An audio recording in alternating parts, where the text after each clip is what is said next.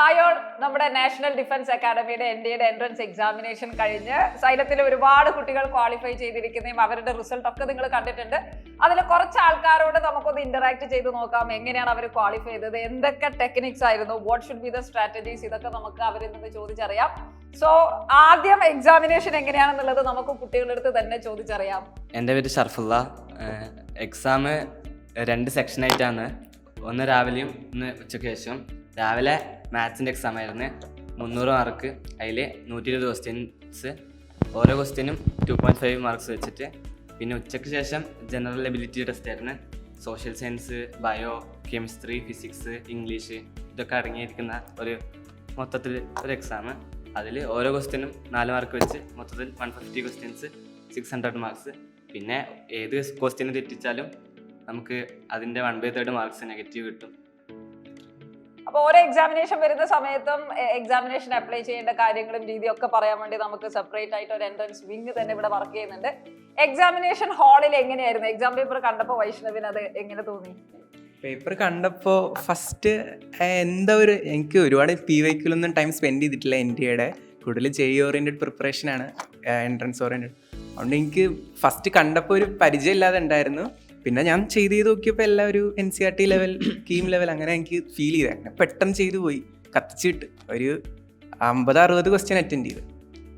ഇഷാൻ, നമ്മുടെ NDA എക്സാമിൽ ഒരു പേപ്പർ ഫുൾ മാത്തമാറ്റിക്സ് ആയിരുന്നു. അതുപോലെ രണ്ടാമത്തെ എക്സാമിൽ ഇംഗ്ലീഷും അതുപോലെ ജനറൽ നോളജും ആപ്റ്റിറ്റ്യൂഡും സോഷ്യൽ സയൻസും ഒക്കെ ഉണ്ടായിരുന്നു പറഞ്ഞു. ഈ മാത്സിന് ഉള്ള എക്സാം അത് ഏത് ലെവലായിരുന്നു? അത് നമ്മൾ സിലബസ് നമ്മുടെ NCERT സിലബസ് തന്നെ ആയിരിക്കും അല്ലേ? ഫുൾ സിലബസ് +1 +2 സിലബസ് ഉണ്ടായിരുന്നു. പക്ഷേ അത് ബോർഡ് എക്സാം ലെവൽ ക്വസ്റ്റ്യൻ ആയിരുന്നോ അതോ നമ്മൾ JEE ലെവൽ ക്വസ്റ്റ്യൻ ആയിരുന്നോ? ആ ക്വസ്റ്റ്യൻ്റെ ലെവൽ എന്തായിരുന്നു? എക്സാക്ട് സിലബസ് എന്തായിരുന്നു മാത്തമാറ്റിക്സ്? മാത്സ് എന്ന് പറഞ്ഞാൽ ഇപ്പോൾ ക്വസ്റ്റ്യൻസ് എല്ലാം കണ്ടപ്പോൾ JEEൻ്റെ അടുത്തന്നെ എത്തിയല്ലോ. ക്വസ്റ്റ്യൻസ് സാധാരണ വേഗം കിട്ടുന്നുണ്ടായിരുന്നു. അതിൽ അറൗണ്ട് 120 ക്വസ്റ്റ്യൻസ് ഉണ്ട്. അതിൽ 80-90 ക്വസ്റ്റ്യൻസ് തന്നെ ചെയ്യാൻ പറ്റി. ഇത് ക്വസ്റ്റ്യൻസ് കണ്ടപ്പോൾ തന്നെ ചിലതിൽ നോക്കി ആൻസേഴ്സ് പറയാം. JEEൽ അങ്ങനെ പറ്റില്ല, അത് ഭയങ്കര ചാൻസ് കുറവാണ്. അപ്പോൾ ഈ JEEന് വേണ്ടി പ്രിപ്പയർ ചെയ്ത് മാത്സ് പഠിച്ചുകൊണ്ട് ഈ ക്വസ്റ്റ്യൻസ് എല്ലാം കണ്ടപ്പോൾ നല്ല സിമ്പിളായി. NCERT ലെവലും അതിൻ്റെ കുറച്ചൊരു ഹൈ ലെവൽ, ഒരു ജസ്റ്റ് ലിറ്റിൽ ബിറ്റ്. JEEൻ്റെ മാത്സ് എന്നെല്ലാം പറഞ്ഞാൽ നല്ല ഹൈ ലെവലല്ലേ. അപ്പോൾ അത് വെച്ച് കമ്പയർ ചെയ്യുമ്പോൾ ഭയങ്കര സിമ്പിളായിരുന്നു മാത്സ്. അപ്പോൾ ഇതിൽ നമുക്ക് മനസ്സിലായ കാര്യം എന്താ വെച്ചാൽ നമ്മൾ ഈ കുട്ടികളെല്ലാം ആക്ച്വലി JEEക്കായിട്ട് വേണ്ടി പഠിക്കുന്ന കുട്ടികളാണ്. അപ്പോൾ അക്കാഡമിക് ഇയറിൻ്റെ ഇടയിൽ വന്ന ഒരു എക്സാം എന്നുള്ള രീതിയിൽ അവർ ആ എക്സാമിന് അപ്പിയർ ചെയ്തതാണ്. അപ്പോൾ മാത്തമാറ്റിക്സ് അവർ ആ എക്സാം എഴുതുന്ന സമയമാകുമ്പോഴേക്കും ഫുൾ സിലബസ് കംപ്ലീറ്റ് ചെയ്തിരുന്നു. അപ്പോൾ ആ സിലബസിനെ ബേസ് ചെയ്തിട്ടുള്ള ഒരു എക്സാം വന്നപ്പോൾ NDAൻ്റെ പ്രീവിയസ് ഇയർ ക്വസ്റ്റ്യൻ അവർ കണ്ടിട്ട് പോലും ഉണ്ടായിരുന്നില്ല. JEEൻ്റെ ക്വസ്റ്റ്യൻ ചെയ്തിട്ടാണ് പ്രാക്ടീസ് ചെയ്തിട്ടുള്ളത്. എന്നിട്ട് പോലും അവർക്ക് വളരെ നല്ല രീതിയിൽ ചെയ്യാൻ പറ്റിയിട്ടുണ്ടായിരുന്നു. കാരണം നമ്മൾ ഓൾറെഡി കൊടുക്കുന്ന നമ്മളുടെ ഇൻ്റഗ്രേറ്റഡ് സ്കൂളുകളിൽ കൊടുക്കുന്ന കോച്ചിങ് അതിനേക്കാൾ ലെവൽ കൂടിയ അല്ലെങ്കിൽ JEE ലെവലിലുള്ള ക്ലാസ്സുകളാണ് നമ്മൾ കൊടുത്തിരുന്നത്. അതുകൊണ്ട് തന്നെ വളരെ എളുപ്പത്തിൽ നമ്മുടെ കുട്ടികൾക്ക് മാത്തമാറ്റിക്സ് സെഷൻ. കുട്ടികളുടെ അടുത്ത് തന്നെ എങ്ങനെയാണ് സൈലം സ്കൂൾ അവരുടെ പ്രിപ്പറേഷൻ ഹെൽപ്പ് ചെയ്തെന്നുള്ളത് നമുക്ക് ചോദിച്ചറിയാം. മാഷർ, ഞാൻ ആക്ച്വലി കൊല്ലത്തിൻ്റെ ഇടയിലാണ് സൈലത്തിൽ ജോയിൻ ചെയ്തത്. അത് ആൾക്കാർ പറഞ്ഞു കേട്ടിട്ടൊക്കെ വന്നതാണ്. അപ്പം തുടക്കത്തിൽ ഒരു പേടി ഉണ്ടായിരുന്നു, പോർഷൻസ് ഒന്നും കാച്ചപ്പ് ചെയ്യാൻ പറ്റൂല, ഈ മാർക്കൊന്നും ശരിയാവില്ല എന്ന്. അപ്പം പിന്നെ 2-3 എക്സാം ചെയ്തപ്പോഴത്തേനും അത് പെട്ടെന്ന് ഇമ്പ്രൂവ് ആയി. ടീച്ചർമാരൊക്കെ മര്യാദക്ക് സപ്പോർട്ട് ചെയ്തു, മെറ്റീരിയൽസും ടെസ്റ്റൊക്കെ മര്യാദക്ക് ചെയ്ത് മാർക്ക് കിട്ടുമ്പം അതിൽ കോൺഫിഡൻസ് ബൂസ്റ്റായി. പിന്നെ നമ്മളൊരു സാധനം പഠിച്ചിട്ട് മാത്രമല്ല, അത് എക്സാം എഴുതിയിട്ടുള്ളൊരു വിവരമാണല്ലോ. അപ്പം അത് ഇങ്ങനത്തെ NDA മാറ്റ് സാധനങ്ങൾ എഴുതുമ്പം അതിലൊരു ക്വാളിഫൈ ആകുമ്പോൾ നല്ലൊരു കോൺഫിഡൻസ് ബൂസ്റ്റാണ്. മാഷാല് പറഞ്ഞല്ലോ, അവനൊരു സാധാരണ ഒരു സ്കൂൾ ബാച്ചിൽ പഠിച്ചിട്ട് പിന്നീട് ഇൻ്റഗ്രേറ്റഡ് ബാച്ചിലേക്ക് വന്നതാണ്. അപ്പോൾ സനത്തെ, എന്തുകൊണ്ടായിരിക്കും മാഷാലും അതുപോലെ നീയൊക്കെ ഇൻ്റഗ്രേറ്റഡ് ബാച്ച് അല്ലെങ്കിൽ ഇൻ്റഗ്രേറ്റഡ് സ്കൂളിങ് ചൂസ് ചെയ്യാനുള്ള കാരണം? എന്താണ് ഇവിടുത്തെ ഒരു സ്പെഷ്യാലിറ്റി? മെയിൻലി എൻ്റെ ഫോക്കസ് പറഞ്ഞാൽ +2ൻ്റെ ഒപ്പം തന്നെ JEE ക്ലിയർ ചെയ്യുക എന്നുള്ളതാണ്. അപ്പോൾ ഇൻ്റഗ്രേറ്റഡ് സ്കൂളിൻ്റെ പ്രത്യേകത എന്താ വെച്ചാൽ എൻട്രൻസ് കോച്ചിങ്ങിൻ്റെ ഒപ്പം തന്നെ ബോർഡിൻ്റെ പ്രിപ്പറേഷനും പോകും. അപ്പോൾ ബോർഡിനെ പറ്റിയുള്ളൊരു വരി വേണ്ട എന്നുള്ളത് തന്നെയാണ് മെയിൻ അട്രാക്ഷൻ. പിന്നെ നമുക്ക് ടീച്ചേഴ്സിൻ്റെ സപ്പോർട്ടും ഉണ്ടാവും. എന്തെങ്കിലുമൊക്കെ ടോപ്പിക്സിൽ ബാക്ക്ലോഗ് വരികയാണെങ്കിലും പേടിക്കേണ്ട ആവശ്യം ഉണ്ടാവില്ല. കാരണം റെഗുലർലി എക്സാംസ് കണ്ടക്ട് ചെയ്യുന്നതുകൊണ്ട് തന്നെ നമുക്ക് അങ്ങനത്തെ പ്രശ്നമുള്ള ഏരിയാസ് കവർ ചെയ്ത് പൊക്കോളും. പിന്നെ അതിനൊപ്പം തന്നെ ടീച്ചേഴ്സിൻ്റെ സപ്പോർട്ടും ഉണ്ടാവും, മെൻറ്റേഴ്സിൻ്റെ സപ്പോർട്ടും ഉണ്ടാവും. പിന്നെ തിയറി സെക്ഷൻസൊക്കെ ടീച്ചേഴ്സ് ക്ലാസ്സിൽ തന്നെ തീർക്കുന്നതിനൊപ്പം തന്നെ നമ്മൾ ക്വസ്റ്റ്യൻസ് ചെയ്യാക്കും. മെയിൻലി ക്വസ്റ്റ്യൻസ് ചെയ്യുക എന്നുള്ളത് തന്നെയാണ് നമ്മുടെ ഫോക്കസ്. ക്വസ്റ്റ്യൻ ചെയ്താൽ ഇപ്പോൾ എത്ര തിയറി ആയെന്ന് വെച്ചാൽ കൂടി ക്വസ്റ്റ്യൻസ് ചെയ്യുമ്പോഴാണ് നമ്മുടെ ഡൗട്ടുള്ള ഏരിയാസൊക്കെ ക്ലിയർ ചെയ്ത് പോവുക. അപ്പോൾ NDAയുടെ കേസ് തന്നെ പറയുകയാണെങ്കിൽ ഞാൻ JEEക്കാണ് പ്രിപ്പയർ ചെയ്യുന്നത്, ഞങ്ങളെല്ലാം JEEക്കാണ് പ്രിപ്പയർ ചെയ്യുന്നത്. അപ്പോൾ JEEയുടെ മാത്സും NDAയുടെ മാത്സും കമ്പയർ ചെയ്യുമ്പോൾ രണ്ടും 2 ലെവൽ തന്നെയാണ്. അപ്പോൾ ഞാൻ കുറച്ച് കൂടുതൽ ലെവലിൽ പഠിച്ചുകൊണ്ട് മാത്സ് കുറച്ച് കൂടുതൽ ലെവലിൽ പഠിച്ചുകൊണ്ട് എനിക്ക് NDA മാത്സ് സുഖത്തിൽ ക്ലിയർ ചെയ്യാൻ പറ്റി. മാത്സിൽ തന്നെയായിരിക്കും നമുക്ക് മെയിൻ ഏത് എക്സാംസ് നോക്കുകയാണെങ്കിലും മാത്സ് ഓറിയൻറ്റഡുള്ള ഏത് എക്സാംസ് നോക്കുകയാണെങ്കിലും മാത്സ് ആയിരിക്കും ഡിസൈഡിങ് ഫാക്ടർ വരിക. കാരണം മാത്സിന് കൂടുതൽ ടൈം കൊടുക്കുക, കൂടുതൽ ക്വസ്റ്റ്യൻ ചെയ്യുക എന്നുള്ളത് തന്നെയായിരിക്കും നമ്മുടെ മെയിൻ ഫോക്കസ്. എൻ്റെ പേര് ഷാബ്. ഞാൻ സൈലം സ്കൂളിൽ ഇൻ്റഗ്രേറ്റഡിൽ +2 പഠിക്കുകയാണ്. അപ്പം ഞാൻ NDA ക്ലിയർ ചെയ്ത്. NDA ക്ലിയർ ചെയ്യാൻ ഏറ്റവും കൂടുതൽ സഹായിച്ചത് മാത്സ് പ്രോബ്ലം സോൾവിങ് എബിലിറ്റി തന്നെയാണ്.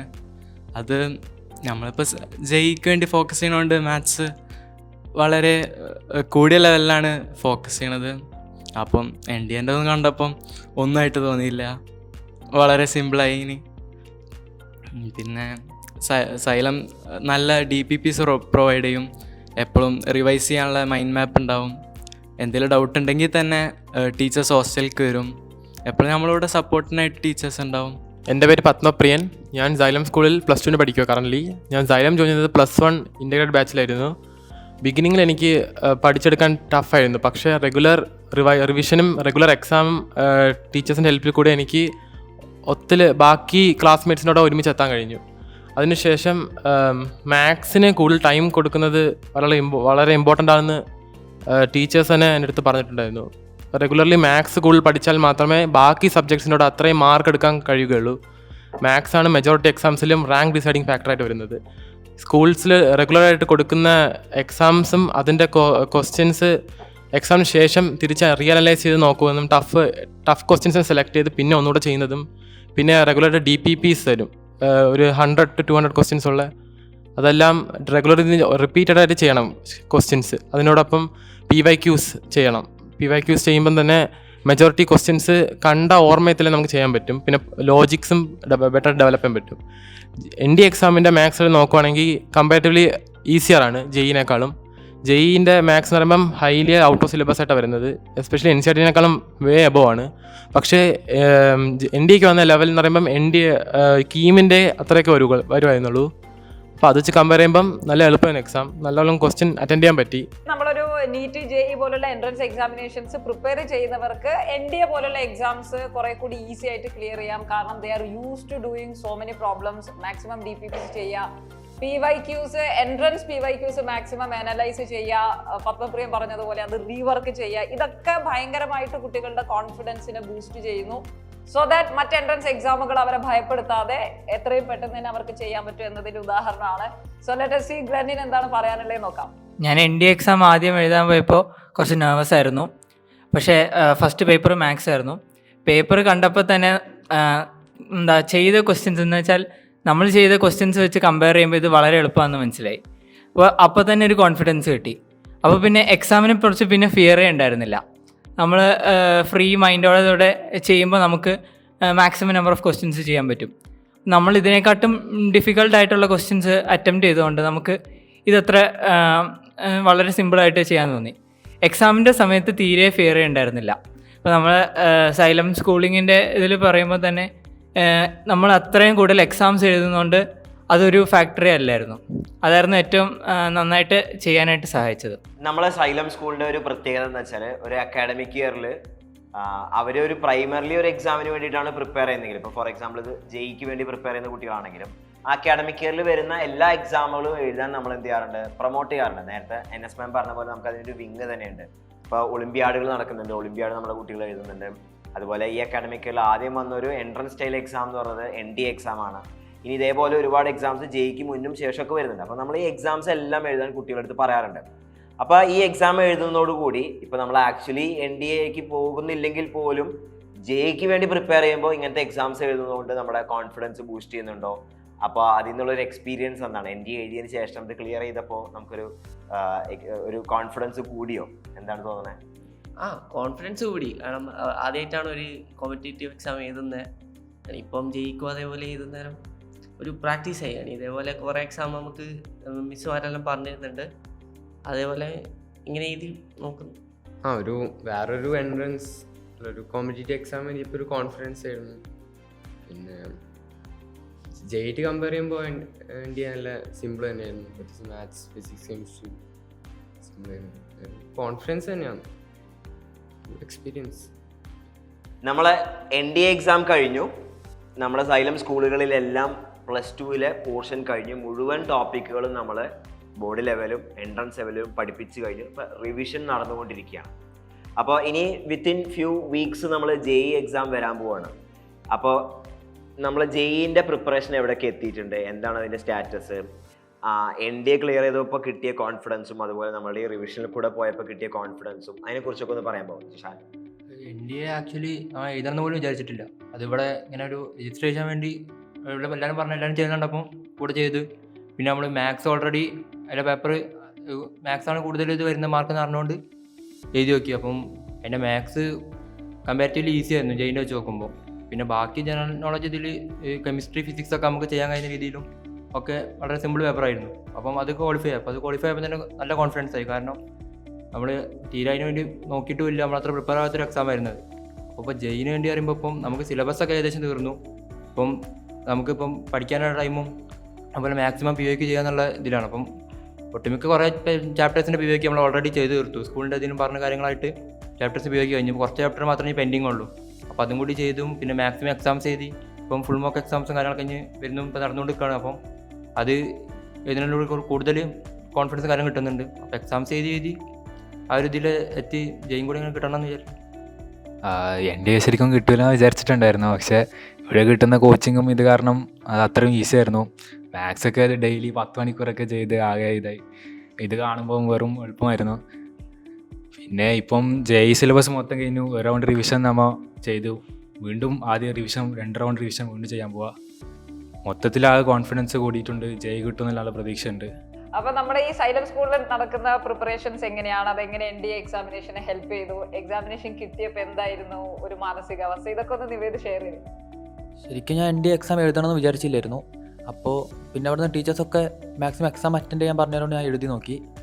എല്ലാ ടീച്ചേഴ്സും നല്ല സപ്പോർട്ടിങ് ആയിരുന്നു.